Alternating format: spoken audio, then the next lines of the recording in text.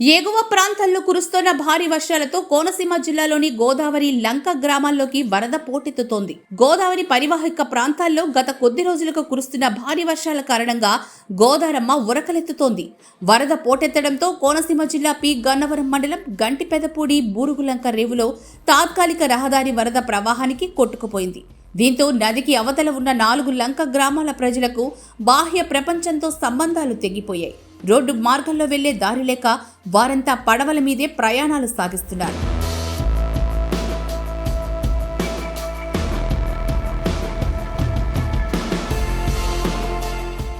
ఎగువ ప్రాంతాల నుంచి వస్తున్న వరదతో Dowleswaram sir Arthur Cotton barrage వద్ద గురువారం నీటి మట్టం 10 అడుగులకు చేరింది. గత 3 రోజులుగా 9.5 అడుగుల వద్ద నిలకడగా ఉన్న నీటి మట్టం గురువారం 10 అడుగులకు చేరింది. ప్రాజెక్టు అధికారులు అన్ని గేట్లను ఎత్తి నీటిని సముద్రంలోకి వదులుతున్నారు. ఈ నీరంతా లంక గ్రామాలను ముంచెత్తడంతో ఆయా గ్రామాల ప్రజలు తీవ్ర ఇబ్బందులు పడుతున్నారు.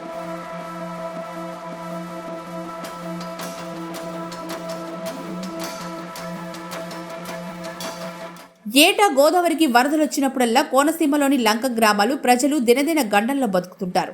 ప్రజలు బయటకు రావాలంటే ఖచ్చితంగా గోదావరి పాయ దాటాల్సిన దుస్థితి నెలకొంది.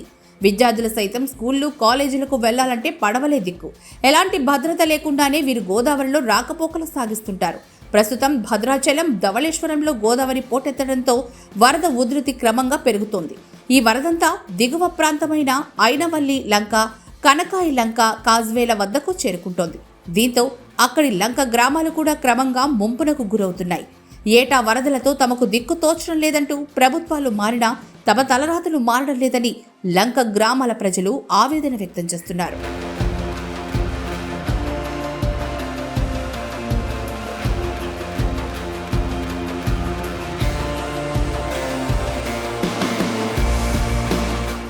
భారీ వర్షాల కారణంగా సకినేటిపల్లి మండలం అంతర్వేదిలో భారీ వర్షాలకు చేపలు రోడ్లపైకొచ్చాయి. ఈ చేపలను స్థానిక మత్స్యకారులు వలవేసి పట్టుకున్నారు. వర్షాకాలంలో ఎక్కువగా ఈ చేపలు చెరువుల నుంచి, కాలువల నుంచి ఇలా బయటకు వస్తూ ఉంటాయని వారు చెబుతున్నారు.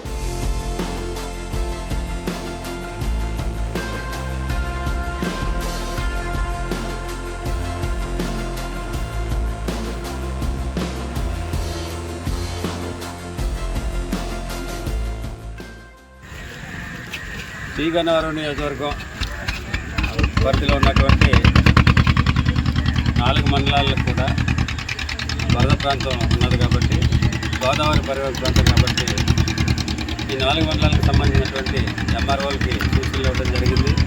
ఎందుకంటే పైన వర్షాలు ఉధృతంగా కురుస్తున్నటువంటి కారణంగా ఇక్కడ గోదావరి ప్రాంతంలో వరద వచ్చి ప్రజలకి, ఈ ప్రాంత ప్రజలందరికీ ఇబ్బందులు కలుగుతాయి కాబట్టి ముందుగానే అది గమనించి బోట్లు ఏర్పాటు చేయవలసిందిగా ఎంఆర్ఓలకు సూచనలు ఇవ్వడం జరిగింది. ఆ క్రమంలోనే గంటిపెదపూడికి సంబంధించినటువంటి ఈ గోదావరిలో 3 బోట్లను ఏర్పాటు చేశారు. ప్రజలకు ఏ విధమైనటువంటి ఇబ్బందులు లేకుండా చూడాలని చెప్పడం జరిగింది. అదేవిధంగా వాళ్ళకి రవాణా సౌకర్యం కోసం బోట్స్ ఏర్పాటు చేయడం జరిగింది. అంచేత ఇదే విధంగా మిగతా గ్రామాల్లో